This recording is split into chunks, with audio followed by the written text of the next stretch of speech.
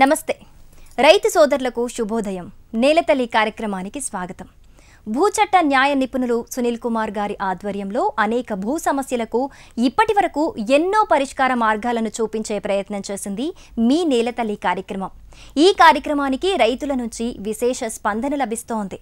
వారి వ్యవసాయ భూములకు సంబంధించిన అనేక సమస్యలను రైతులు నేలతల్లి ముందుంచుతున్నారు. ఇదే క్రమంలో ఈ వారం రైతుల నుంచి వచ్చిన కొన్ని భూమి సమస్యలకు భూచట్ట న్యాయ నిపుణులు సునీల్ కుమార్ గారి న్యాయ సలహాలను ఇవాల్టి కార్యక్రమంలో తెలుసుకుందాం పదండి. భూదాన్ భూమిని అమ్మినా కొన్నా చెల్లుబాటవుతుందా? భూదాన చట్టం ఏం చెబుతోంది? తెలంగాణ అసైన్మెంటు భూముల బదలాయింపు నిషేధిత చట్టం ప్రకారం అసైన్మెంటు భూములను ఎవరనుభవించాలి? పసుపు కుంకుమ కింద అసైన్మెంటు భూములను ఇవ్వొచ్చా? డీకేటీ భూమి వారసత్వంగా వస్తోందా? నిపుణులు సునీల్ కుమార్ గారి సమాధానాలను ఇప్పుడు చూద్దాం. నేలతల్లి వీక్షకులకి నమస్కారం. ఈ వారం కూడా రైతుల నుంచి వచ్చిన కొన్ని భూమి సమస్యలకి న్యాయ సలహాలు అందించే ప్రయత్నం ఇప్పుడు నేను చేస్తా. మొదటి ప్రశ్న, ఇది నెల్లూరు జిల్లా నుంచి రాస్తున్నారు. పేరు బాబు. నేను ఒక దళిత కుటుంబానికి చెందినవాడిని. మా తాతగారికి భూదాన పట్టా ఇచ్చారు. ఆ తర్వాత ఆ పట్టా మా నాన్న పేరు మీద మారింది. నీటి వసతి లేకపోవటం వల్ల చాలా కాలం సాగులో చేసుకోలేదు. ఇప్పుడు నీటి వసతి వచ్చింది. తాత్కాలికంగా ఒక 3 ఏళ్ల పాటు నేను భూమి చేసుకొని తిరిగి ఇస్తానని చెప్పి ఊళ్ళో ఒక భూస్వామి ఆ భూమి తీసుకున్నాడు. తిరిగి ఇవ్వటం లేదు. మా భూమిని తిరిగి తెచ్చుకోవటం ఎలా అని అడుగుతున్నారు. మీ దగ్గర ఏ కాగితాలు ఉన్నాయో ముందు చూడండి. భూదాన పట్టా అంటున్నారు కాబట్టి మీ దగ్గర భూదాన పట్టా ఉందా లేదా చూడండి. రెండోది, ఆ పట్టా వచ్చినప్పటి నుంచి ఇప్పటిదాకా అడంగల్లో మీ పేరు వచ్చిందా లేదా, వస్తే ఎప్పటి వరకు వచ్చిందనే వివరాలు ముందుగా సేకరించండి. మీ తాతగారి పేరుతో భూదాన పట్టా ఉంటే దాన్ని ఇంకెవరి చేతిలో ఉన్నా లేదా మీరు అమ్మినా సరే అది చెల్లుబాటు కాదు. భూదాన చట్టం కింద చర్యలు తీసుకొని ఎవరికైతే మొదటగా భూదాన పట్టా ఇవ్వటం జరిగిందో ఆ వ్యక్తికి లేదా ఆ కుటుంబానికి తిరిగి భూమిని అప్పచెప్పే బాధ్యత తహసీల్దార్పై ఉంటుంది. భూదాన్ బోర్డు కూడా సమాచారం వచ్చి చర్య తీసుకోమని అడగవచ్చు. మీరు చేయాల్సిన పనుల్లో ముందుగా రికార్డులు సంపాదించుకోండి. ఆ తర్వాత తహసీల్దార్కి దరఖాస్తు పెట్టుకోండి. భూదాన చట్టం కింద చర్యలు తీసుకొని మీ భూమి మీకు అప్పగించమని. మరొక ప్రశ్న, ఇది తెలంగాణ రాష్ట్రం నుంచి 40 సంవత్సరాల క్రితం ఒక వ్యక్తి పేరుతోటి లవణి పట్టా అసైన్మెంట్ పట్టా ఇచ్చారు. ఆ వ్యక్తి నుంచి 2016లో ఒక ఎస్సీ కుటుంబానికి చెందిన వ్యక్తి కొనుగోలు చేశారు ఎకరం భూమి. 2017లో ధరలో పట్టా మార్పులు చేయించుకున్నాము. ఇప్పుడు వేరే వ్యక్తి కలెక్టర్ గారికి ఫిర్యాదు చేస్తున్నారు, సలహా చెప్పండి అని అడుగుతున్నారు. 2 అంశాలు. ఒకటి, అసైన్మెంట్ భూముల అమ్మకాలు కొనుగోలు చెల్లదు. పిఓటి చట్ట ప్రకారం, తెలంగాణ అసైన్మెంట్ భూముల బదలాయింపు నిషేధ చట్ట ప్రకారం అసైన్మెంట్ భూమి ఎవరికి ఇచ్చారో వారు అనుభవించాలి. వారి కుటుంబం తరతరాలుగా వారసత్వంగా భూమి అనుభవించవచ్చు, కానీ అన్యాక్రాంతం చేయకూడదు. కానీ దానికి కొన్ని వెసులుబాట్లు ఉన్నాయి. ఇది 40 ఏళ్ల కింద ఇచ్చిన పట్టా అంటున్నారు. 1958 కంటే ముందు ఇచ్చిన పట్టా కనుక అయ్యి ఉంటే అది పట్టా భూములతో సమానం, మీ కొనుగోలు చెల్లుబాటు అవుతుంది. ఒకవేళ అది 1958 కంటే తర్వాత ఇచ్చింది అయితే కనుక ఇప్పుడు మనం చూడాల్సింది 1977 కంటే ముందు ఏదైనా అమ్మకాలు కొనుగోలు జరిగినాయా, క్రమబద్ధీకరణ చేసుకోవడానికి అవకాశం ఉంటుంది. లేదా ఇప్పుడు కొనుగోలు చేసిన వ్యక్తి కనుక భూమి లేని పేద కుటుంబానికి చెందిన వ్యక్తి అయితే జిల్లా కలెక్టర్కి దరఖాస్తు చేసుకొని ఆ కొనుగోలు చేసిన వ్యక్తినే లావణి పట్టా పొందొచ్చు. అసైన్మెంట్ భూములని పసుపు కుంకుమ కింద ఇవ్వచ్చా అని అడుగుతున్నారు. నేను ఇంతకుముందు చెప్పినట్టుగా అసైన్మెంట్ భూముల ఎలాంటి బదలాయింపు అయినా చెల్లుబాటు కాదు. ఆ ప్రొహిబిషన్ ఈ అసైన్మెంట్ భూముల మీద ఉందంటే ఈ చట్టం పేరే ఉంది, చట్టం పేరు రాసి ఉంటుంది. తెలంగాణ, ఆంధ్రప్రదేశ్ 2 రాష్ట్రాలకు ఇదే చట్టం ఉంది. అక్కడ తెలంగాణ ఉంటుంది, ఇక్కడ ఆంధ్రప్రదేశ్ ఉంటుంది. Assign land prohibition and transfer act, assignment భూముల బదలాయింపు మీద నిషేధం ఉంది. బదలాయింపు అంటే ఏంటి? అమ్మటం కావచ్చు, దానం ఇవ్వటం కావచ్చు, కౌలుకి ఇవ్వటం కావచ్చు, కుదవబెట్టడం కావచ్చు, ఏ విధంగా కూడా బదలాయింపు చేయకూడదు. మరి ఎట్లా దాన్ని వేరే తరానికి పోవాలి అంటే వారసత్వంగా హక్కులు ఎవరికైతే ఉంటాయో వారసత్వ చట్టాల మేరకు అసైనీ యొక్క వారసులు భూములు పొందడానికి అవకాశం ఉంటుంది. ఆడకూతురికి కూడా కుటుంబ ఆస్తిలో సమాన హక్కు ఉంటుంది కాబట్టి వారసత్వ చట్టాల ప్రకారం అసైన్మెంట్ భూముల్లో కూడా వాటా అడిగి పట్టా పొందొచ్చు. దాంతోపాటుగా కొన్ని సందర్భాలలో గౌరవ హైకోర్టు ఏమని తీర్పిచ్చిందంటే కుటుంబ సభ్యుల కనుక అయి ఉంటే దానం ఇవ్వటం కానీ పసుపు కుంకుమ కింద ఇవ్వటం కానీ వీలునామా ద్వారా ఇవ్వటం కూడా చెల్లుబాటు అవుతుందని కొన్ని తీర్పులలో గౌరవ హైకోర్టు చెప్పడం జరిగింది. పసుపు కుంకుమలు కూడా గిఫ్ట్ కూతురికి ఇచ్చేదే కాబట్టి అది కూడా చెల్లుబాటు అవుతుంది. అలా చేసినప్పుడు మళ్ళీ కోర్టుకు వెళ్ళి ఉత్తర్వులు తెచ్చుకొని పట్టా బదలాయింపు చేసుకోవడానికి అవకాశం అయితే ఉంది. ఈ ప్రశ్న శ్రీనివాస్ శంషాబాద్ నుంచి రాస్తున్నాడు. వారి సమస్య ఏంటంటే 2003 సంవత్సరంలో సదా బైనామా ద్వారా భూమి కొనుగోలు చేశాము, ఇప్పటికి కూడా పట్టా మార్పిడి చేయించుకోలేదు, పట్టా ఎట్లా తెచ్చుకోవాలో సలహా ఇవ్వండి అని అడుగుతున్నారు. ఇది చాలా తీవ్రమైన సమస్య కూడా. సాదా బైనామా తెల్ల కాగితాల ద్వారానో నోటి మాట ద్వారానో స్టాంపు కాగితాల ద్వారానో ఎవరైతే భూములు కొనుగోలు చేశారో ఆ కొనుగోళ్ళని క్రమబద్ధీకరణ చేసి పట్టా ఇవ్వడం కోసం 1989లోనే చట్ట సవరణ వచ్చింది.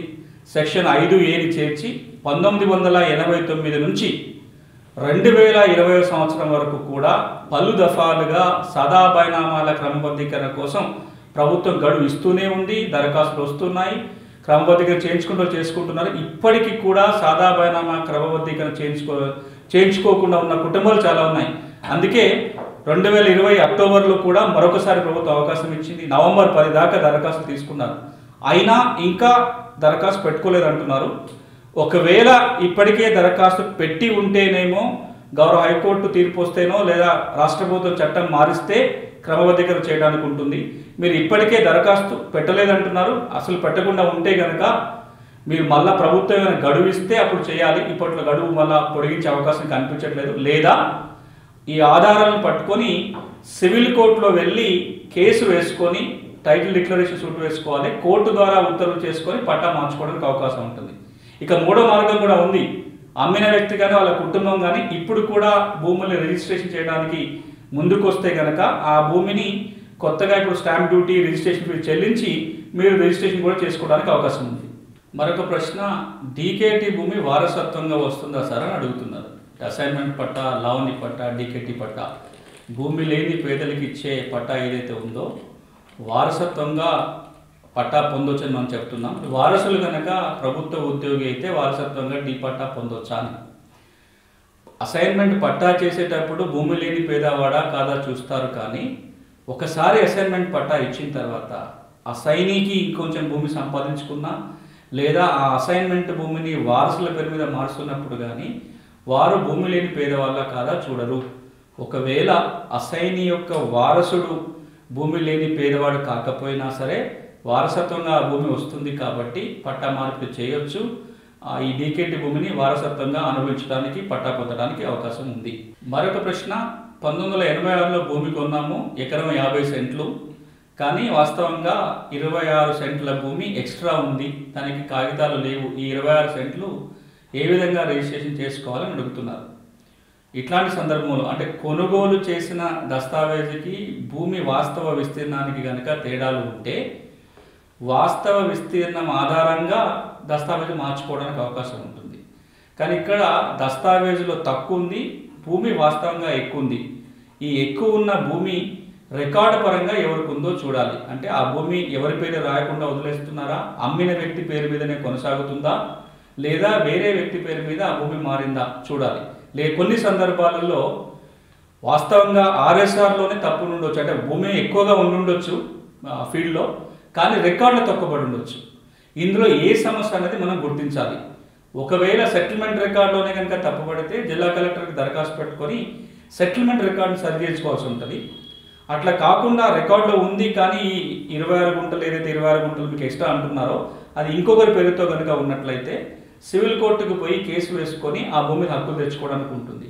ఎవరి పేరు లేకుండా ఉన్నా ఇతరుల పేర్లు ఉన్నా ఇన్నేళ్లుగా మీ అనుభవంలో ఉంది కాబట్టి అడ్వర్స్ పొజిషన్ క్లెయిమ్ చేసుకుంటూ సివిల్ కోర్టులో కేసు దాఖలు చేసుకొని ఆ భూమి మీద హక్కులు తెచ్చుకునే అవకాశం ఉంటుంది. ఒకసారి రికార్డులు పరిశీలించుకొని చూడండి. సాదా బైనామాల ద్వారా భూమి కొనుగోలు చేసినా ఇప్పటికీ చాలా మంది పట్టా మార్పు చేయించుకోలేదు. మరి పట్టా పొందాలంటే ఏం చెయ్యాలి? సాదా బైనామాల క్రమబద్ధీకరణకు ఇంకా అవకాశం ఉందా? కోర్టు ద్వారా ఉత్తర్వులు తెచ్చుకుంటే పట్టా మార్పిడి చేసుకోవచ్చా? నిపుణులు ఏమంటున్నారో తెలుసుకుందాం. పెద్దపల్లి జిల్లా నుంచి రాస్తున్నారు. బాబాయ్ దగ్గర 1 ఎకరం భూమి కొనుగోలు చేశాము, తెల్ల కాగితాల మీద రాసుకున్నాము, వాస్తవ స్వాధీనం మాకుంది, ఊళ్ళో వాళ్ళందరూ కూడా ఆ భూమి మాదని చెప్తారు, పట్టా చేయట్లేదు, ఏం చేయాలని అడుగుతున్నారు. ఒకటి, మీరు సాదా బైనామా దరఖాస్తు పెట్టారో లేదో ఇక్కడ చెప్పలేదు. ఒకవేళ కనుక సాదా బైనామా క్రమబద్ధీకరణ కోసం దరఖాస్తు పెట్టి ఉంటే 2020లో ప్రభుత్వం అవకాశం ఇచ్చినప్పుడు ఆ దరఖాస్తుని ప్రస్తుతం పరిష్కరించట్లేదు. ఆ దరఖాస్తుల పరిశీలనలో గ్రామంలో ఎంక్వైరీ చేసి ఆ ఎంక్వైరీ రిపోర్ట్ ఆధారంగా మీరు పట్టా చేసే అవకాశం ఉంది. ఆ విధంగా 13B అన్న తెచ్చుకోవచ్చు.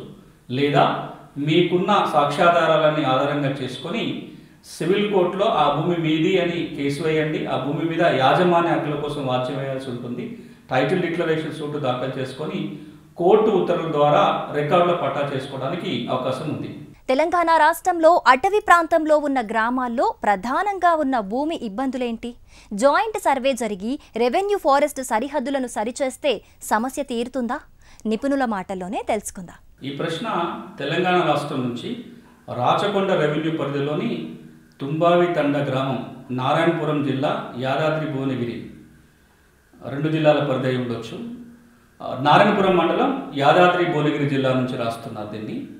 ఈ రెవెన్యూ గ్రామం పరిధిలో 192, 273, 106 సర్వే నెంబర్లో ఇంతకు మునుపు ప్రభుత్వాలు లావణీ పట్టాలు ఇచ్చాయి.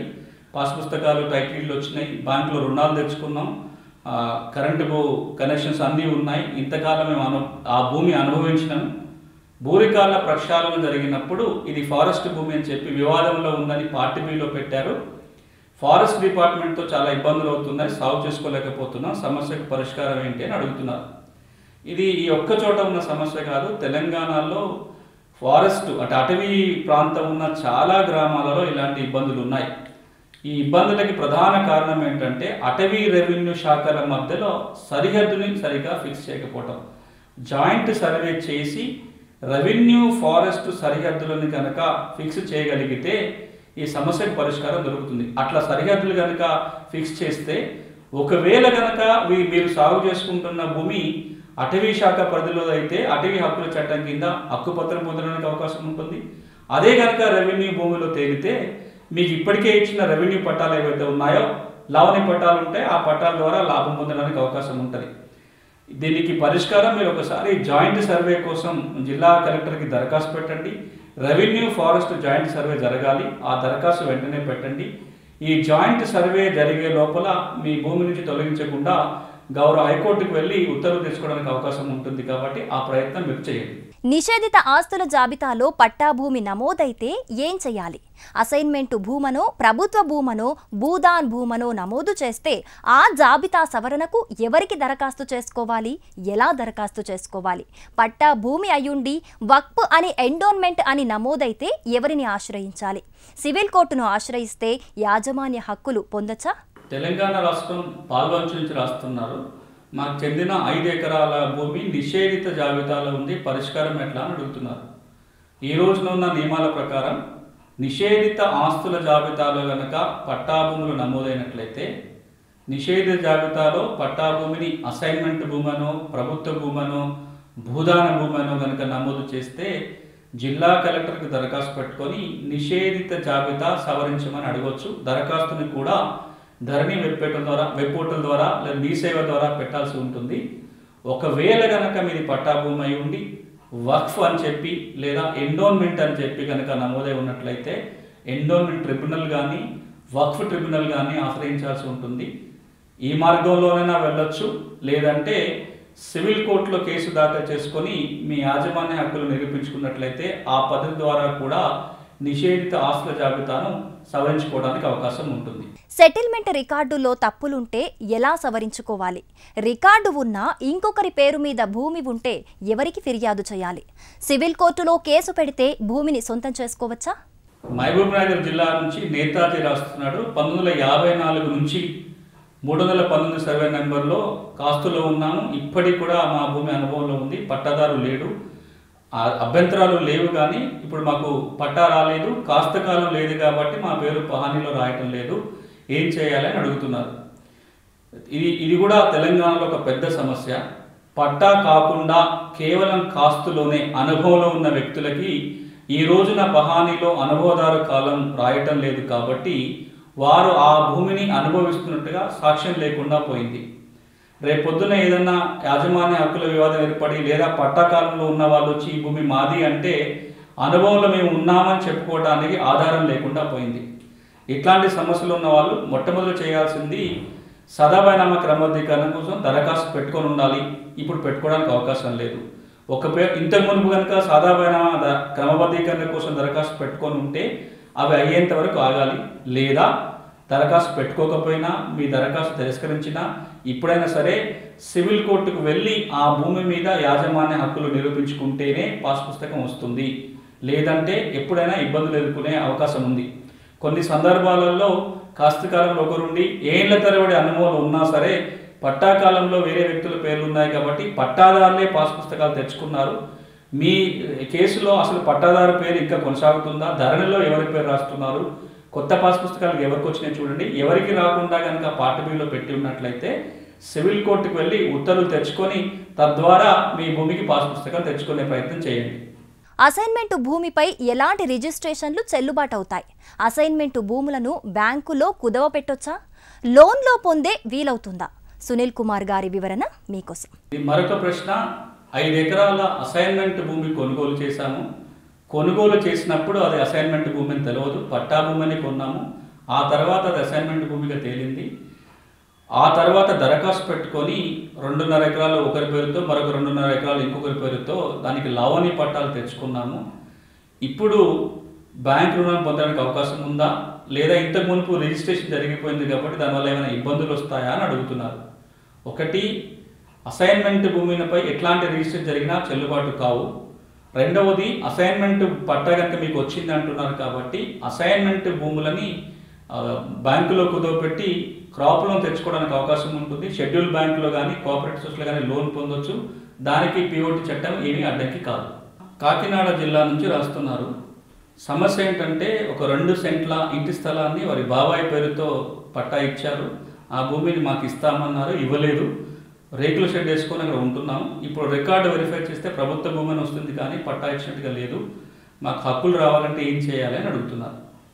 ఒకటి, అసైన్మెంట్ రిజిస్టర్ వెరిఫై చేసి చూడండి దీనికి పట్టా ఇచ్చారా లేదా అనేది అందులో బయటపడుతుంది.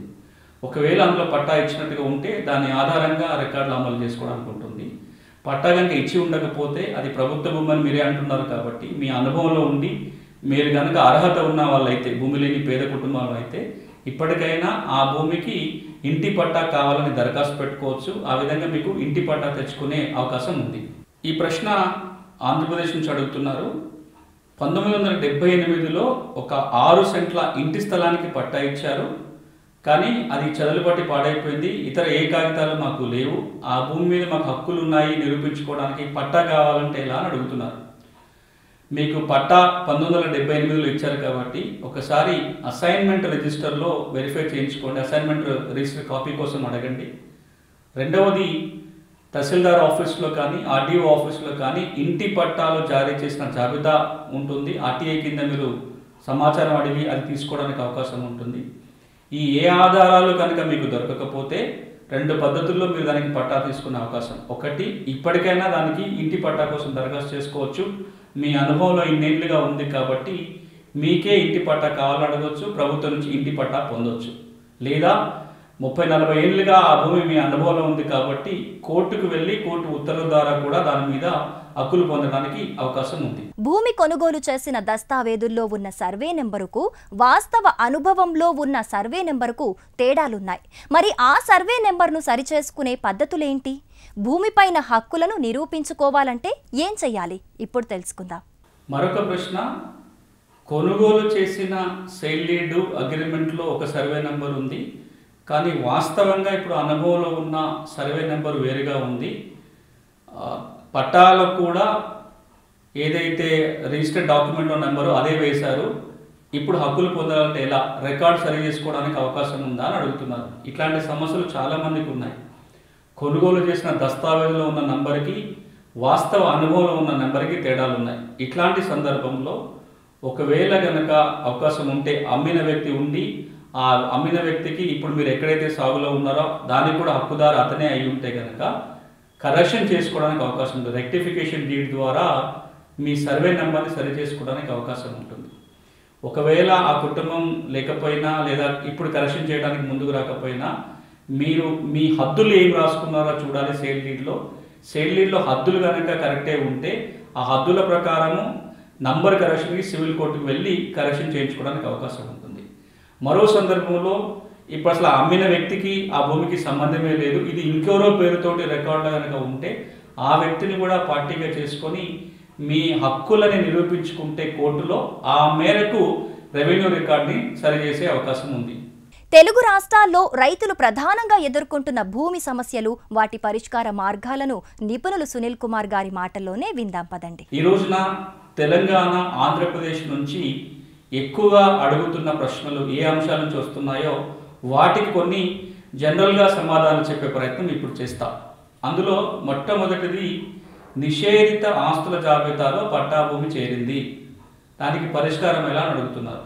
నేను ఇంతకు మునిపే వేరే ప్రశ్నకి సమాధానంగా వివరంగా చెప్పాను. నిషేధిత ఆస్తుల జాబితాలో మీ భూమి ఏ కేటగిరీలో నమోదై ఉంది, ప్రభుత్వ భూమేనా, అసైన్మెంట్ భూమేనా, లేకపోతే వక్ఫ్ అనుందా, ఇనామా ఉందా, భూదానం ఉందా, లేకపోతే ఇంకేదైనా కేటగిరీలో నమోదై ఉందా. ఒకవేళ అది వక్ఫ్ నమోదు ఉంటే వక్ఫ్ బోర్డుకి వెళ్ళాలి. ఎండోన్మెంట్ లేదా దేవాదాయ శాఖ దేవాదాయ భూమిని నమోదై ఉంటే కనుక దాన్ని ఎండోన్మెంట్ ట్రిబ్యునల్కి తీసుకెళ్ళాలి. మిగతా సందర్భాలలో జిల్లా కలెక్టర్కు దరఖాస్తు పెట్టుకుంటే వారే దాన్ని పరిశీలించి పరిష్కారం చేయాల్సి ఉంటుంది. రెండవ మార్గము సివిల్ కోర్టుకు వెళ్ళి కోర్టు ఉత్తర్వుల ద్వారా కూడా ఈ నిషేధిత ఆస్తుల జాబితాలో సవరణ చేయించుకోవడానికి అవకాశం ఉంది. ఇది ఎక్కువ మంది అడుగుతున్న ప్రశ్న రెండు రాష్ట్రాల నుంచి రైతులు. ఇక మరొక అంశం ఈ సందర్భంగా ప్రస్తావన చేయాల్సింది ఏంటంటే, ఎక్కువ మందికి ఇంకా వాళ్ళ భూమి నిషేధ జాబితాలో ఉందో లేదో కూడా తెలియదు, ఒక్కసారి కూడా చూసుకొని ఉండరు. చాలా సందర్భాల్లో మన కార్యక్రమంలో చెప్పాను, ఇప్పుడు మళ్ళీ చెప్తున్నాను. భూమి ఉన్న ప్రతి వాళ్ళు ఒక్కసారి ఈ నిషేధిత ఆస్తుల జాబితాలో మీ నంబర్ ఉందా లేదా చూడండి. వ్యవసాయ భూమైనా, వ్యవసాయేతర భూమైనా, తెలంగాణలో అయితే ధరణి, అదేవిధంగా రిజిస్ట్రేషన్ డిపార్ట్మెంట్లో వెబ్సైట్, ఆంధ్రప్రదేశ్ అయితే రిజిస్ట్రేషన్ డిపార్ట్మెంట్ వెబ్సైట్లో నిషేధిత ఆస్తుల జాబితాలు ఉంది, వెరిఫై చేసుకొని చూసుకోండి. ఇక రెండో సమస్య ఎక్కువగా అడుగుతున్నది రెండు రాష్ట్రాల నుంచి కూడా, ఆన్లైన్ రికార్డులో తప్పులు పడ్డాయి, సవరించుకోవటం ఎట్లా అని అడుగుతున్నారు. తెలంగాణలో ఆన్లైన్ రికార్డు అంటే ధరణిలో కనుక తప్పులు నమోదైతే, పొరపాట్లు దొరికితే సవరణ చేసుకోవడానికి ధరణిలో ఏవైతే మాడ్యూల్స్ ఇవ్వడం జరిగిందో ఆ మాడ్యూళ్ళ ద్వారా జిల్లా కలెక్టర్కే దరఖాస్తు పెట్టుకోవాలి, జిల్లా కలెక్టరే నిర్ణయం తీసుకోవాల్సి ఉంటుంది. ఆ విధంగా ఆన్లైన్లోనైనా దరఖాస్తు పెట్టుకోవాలి, లేదా సివిల్ కోర్టు కన్నా వెళ్ళాలి. ఆంధ్రప్రదేశ్లో అయితే ఆర్ఓఆర్ చట్టం కింద రికార్డులను సరిచేసే అధికారం ఆర్డీఓలకి, జాయింట్ కలెక్టర్కి ఉంది కాబట్టి ఆర్ఓఆర్ చట్టం కింద అప్పీల్ వేయటమో, రివిజన్ పిటిషన్ దాఖలు చేయటమో చేసుకొని రికార్డులను సవరించుకునే అవకాశం ఆంధ్రప్రదేశ్లో ఉంది. ఇది రెండవ సమస్య. మూడవది సదా బైనామాలకు సంబంధించిన ఇబ్బందులు ఉన్నాయి. తెలంగాణలో ఎక్కువగా ఉన్నాయి, ఆంధ్రప్రదేశ్లో కూడా ఉన్నాయి. ముందుగా తెలంగాణ విషయానికి వచ్చినట్లయితే, మీరు ఇప్పటికే కనుక దరఖాస్తు పెట్టి ఉంటే అక్టోబర్ 29, 2020 సంవత్సరం అంతకంటే ముందు దరఖాస్తు పెట్టి ఉంటే జిల్లా కలెక్టర్ పరిశీలన చేయాలి. జిల్లా కలెక్టర్ నిర్ణయం తీసుకుంటే సాదా బైనామా క్రమబద్ధీకరణ చేయవచ్చు. మరొకసారి జిల్లా కలెక్టర్ని సంప్రదించండి. అక్టోబర్ 30 తర్వాత కనుక దరఖాస్తు పెట్టున్నట్లయితే వాటి మీద హైకోర్టు స్టే ఉంది కాబట్టి ప్రస్తుతానికి వాటిని పరిష్కారం చేసే అధికారం లేదు. హైకోర్టు స్టే ఎత్తేస్తేనో లేదా తెలంగాణ ప్రభుత్వం ఆర్ఓఆర్ చట్టానికి సవరణ తీసుకొస్తే మాత్రమే ఆ దరఖాస్తులు పరిశీలించడానికి అవకాశం ఉంటుంది. ఈ విధంగా దరఖాస్తులు మీకు ఒకవేళ పెండింగ్లో ఉన్నా, తిరస్కరించినా, అసలు దరఖాస్తు పెట్టుకోకపోయినా ఎప్పుడైనా సరే సివిల్ కోర్టుకు వెళ్ళి సివిల్ కోర్టు ఉత్తర్వుల ద్వారా కూడా పట్టా తెచ్చుకోవచ్చు. లేదా అమ్మిన వ్యక్తి కనుక ఇప్పటికీ విల్లింగ్గా ఉంటే ఇప్పుడు మళ్ళీ కొత్తగా రిజిస్ట్రేషన్ చేసుకొని కూడా పట్టా హక్కులు పొందవచ్చు. ఆంధ్రప్రదేశ్లో అయితే ఇంతకు మునిపే సాదా బైనామాల క్రమబద్ధీకరణ అవకాశం కల్పించారు. అప్పుడు కనుక దరఖాస్తు పెట్టుంటే మరొకసారి అప్లికేషన్ స్టేటస్ని కనుక్కోండి. ఒకవేళ కనుక దరఖాస్తు పెట్టి ఉండకపోతే సివిల్ కోర్టుకు వెళ్ళి కోర్టు ఉత్తర్వుల ద్వారా మాత్రమే పట్టా తెచ్చుకోవడానికి అవకాశం ఉంటుంది. లేదా పట్టాదారు ఇప్పటికీ విల్లింగ్గా ఉంటే మళ్ళీ కొత్తగా రిజిస్ట్రేషన్ చేసుకోవడానికి అవకాశం కూడా ఉంది. ఇది సాదా బైనామాలకు సంబంధించిన సమస్య. సాగు చట్టాలు, సమస్యల పరిష్కారం, అలాగే రైతులకు ఉపయోగపడే మరింత సమాచారం కోసం హెచ్ఎం టీవీ అగ్రి యూట్యూబ్ ఛానల్ని సబ్స్క్రైబ్ చేసుకోండి. ఇది ఇవాల్టి నేలతల్లి కార్యక్రమం. నమస్తే.